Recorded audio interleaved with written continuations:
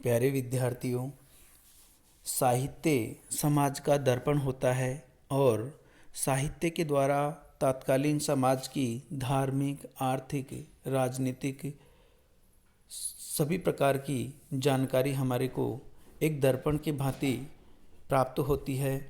और इसी प्रकार हम हमारे देश में रचे गए प्राचीन साहित्य के द्वारा उस समय के साहित्य और संस्कृति को समझ सकते हैं। और हिंदुओं के प्रमुख धार्मिक ग्रंथ रामायण के द्वारा हम उस समय के समाज और संस्कृति को समझने का प्रयास करेंगे। रामायण ग्रंथ की रचना महर्षि वाल्मीकि के द्वारा की गई थी। रामायण हिंदुओं का प्रमुख धार्मिक ग्रंथ है या हिंदू धर्म की आस्था का केंद्र है। रामायण ग्रंथ की प्रमुख भाषा संस्कृत है और रामायण के रचनाकाल की अगर बात करें तो 400 शताब्दी ईसा पूर्व से लेकर 400 ईस्वी के मध्य रामायण की रचना हुई है। अर्थात रामायण की रचना की शुरुआत 400 ईसा पूर्व में हुई और वर्तमान स्वरूप में आते आते 400 ईस्वी तक का समय लग गया। अर्थात लगभग 800 वर्षों में इसका रचना काल रहा है। अर्थात इसका पूर्ण होने का समय या पूर्ण करने में 800 वर्ष लगे। रामायण को चतुर्विंशति सहस्त्री संहिता के नाम से भी जाना जाता है, क्योंकि रामायण के अंदर 24,000 श्लोक है और 24 को संस्कृत में चतुर्विंशति कहा जाता है। सहस्त्री से तात्पर्य हजार, अर्थात 24,000 श्लोकों का संग्रह होने के कारण रामायण को चतुर्विंशति सहस्त्री संहिता के नाम से जाना जाता है। और रामायण की रचना का प्रमुख उद्देश्य उसके रचनाकार वाल्मीकि का ये रहा था कि मानव के चरित्र के उच्चतम आदर्श को वो प्रस्तुत करना चाहते थे। और इसी उच्चतम आदर्श को प्रस्तुत करने के लिए महर्षि वाल्मीकि के द्वारा राम को अपना प्रमुख नायक चुना गया और उसके माध्यम से जीवन के विभिन्न प्रसंगों के माध्यम से तत्कालीन समाज, धर्म और राजनीतिक स्थिति को उन्होंने प्रकट करने का प्रयास किया है और उसमें वो सफल भी हुए। रामायण ग्रंथ की अगर बात करें तो मूल रूप से रामायण जो ग्रंथ है उसमें 7 भाग या कांड है, जिनको हम बालकांड, अयोध्या कांड, अरण्य कांड, किष्किंधा कांड, सुंदर कांड, लंका कांड और उत्तर कांड के रूप में जानते हैं।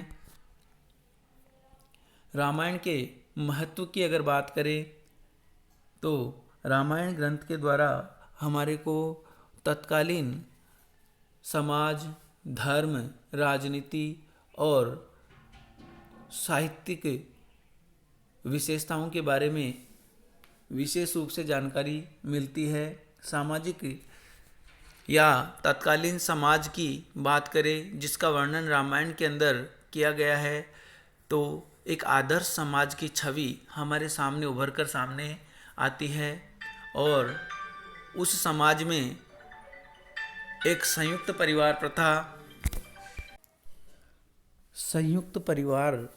प्रथा के बारे में जानकारी मिलती है। साथ ही साथ पितृसत्तात्मक परिवारों की जानकारी मिलती है, जिसमें पिता के नेतृत्व में या वरिष्ठ पुरुष के नेतृत्व में परिवार के सभी सदस्य बड़े प्रेमपूर्ण तरीके से रहते थे और पिता का आदेश या मुखिया का आदेश सबके लिए शिरोधार्य होता था और परिवार के सभी सदस्य एक दूसरे के अधिकार और कर्तव्यों के बारे में अच्छी तरीके से जानते थे। साथ ही साथ संस्कारों को भी बहुत महत्व दिया जाता था।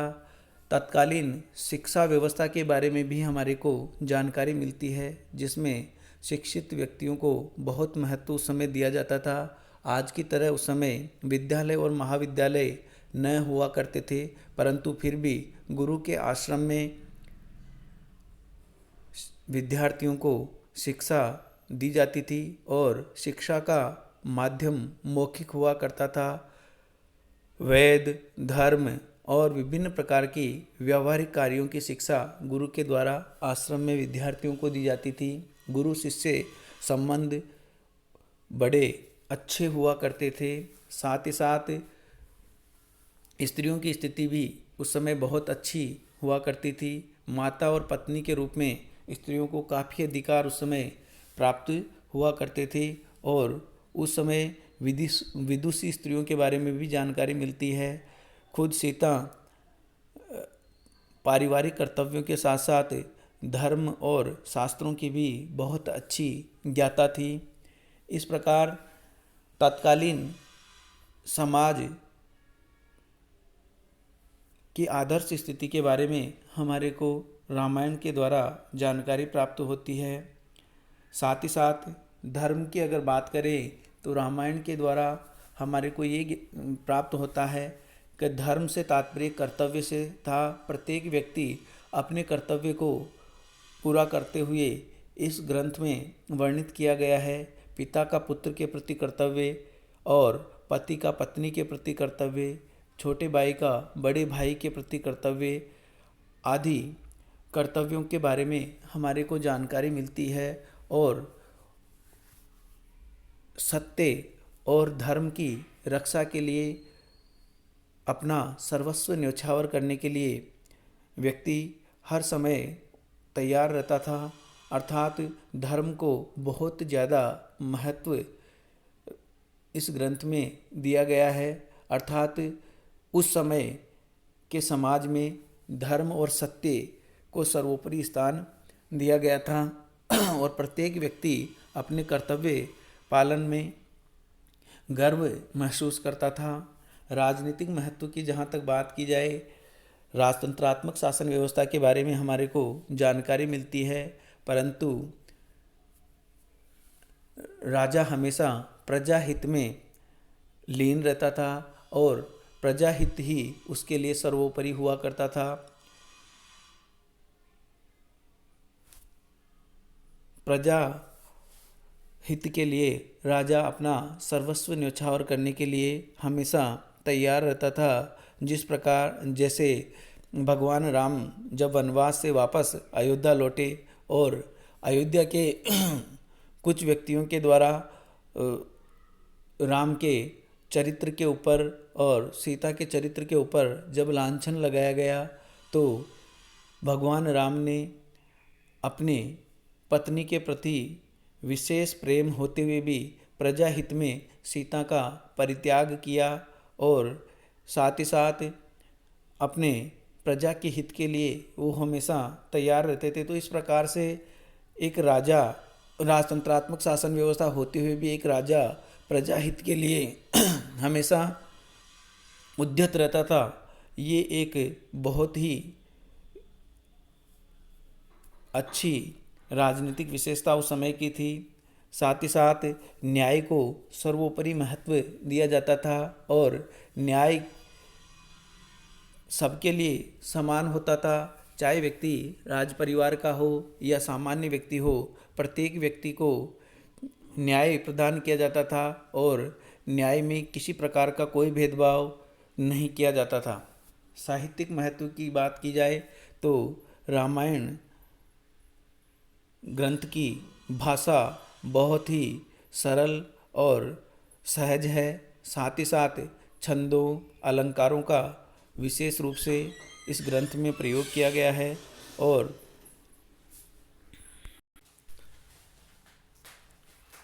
रामायण एक आदर्श काव्य है और इसको पहला महाकाव्य का दर्जा भी प्राप्त है।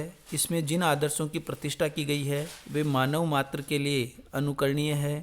ये हमारे समक्ष उच्च नैतिक आदर्श प्रस्तुत करता है जिसमें सामाजिक संबंधों का बड़ा ही सुंदर एवं आदर्श स्वरूप प्रस्तुत किया गया है। राम का नाम सुनते ही हमारे मस्तिष्क पर एक प्रजावत्सल शासक, आज्ञाकारी पुत्र, स्नेही भाई, विपत्ति में पड़े हुए मित्रों का सहायक आदि का चित्र अंकित हो उठता है। जानकी पतिव्रत की मंजुल मूर्ति है। श्रेष्ठ काव्य की समस्त विशेषताएं इस ग्रंथ में उपलब्ध होती है, जैसे पात्रों का चरित्र चित्रण, प्रकृति वर्णन, छंदों एवं अलंकारों का प्रयोग आदि सभी अत्यंत कुशलतापूर्वक किया गया है। राम तथा जानकी का पावन चरित्र इस काव्य का आधार बिंदु है।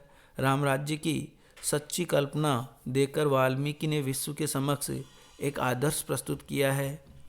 इसमें भारत की सामाजिक, धार्मिक, आध्यात्मिक एवं आदर्श जीवन की विशेषताओं का एक साथ संकलन किया गया है। यही कारण है कि ये एक शाश्वत ग्रंथ बन गया है और आज भी भारत के करोड़ों लोगों के हृदय का हार है। कालांतर में कवियों एवं साहित्यकारों ने न केवल इसे आदर्श माना, अपितु इससे सामग्री लेकर अपनी कृतियों का प्रणयन भी किया गया है। कालिदास तथा भवभूति जैसे महाकवियों ने रामायण से प्रेरणा ली थी। इस प्रकार रामायण ग्रंथ से हमारे को उस समय के समाज, धर्म, राजनीति और साहित्य के बारे में जानकारी प्राप्त होती है। धन्यवाद।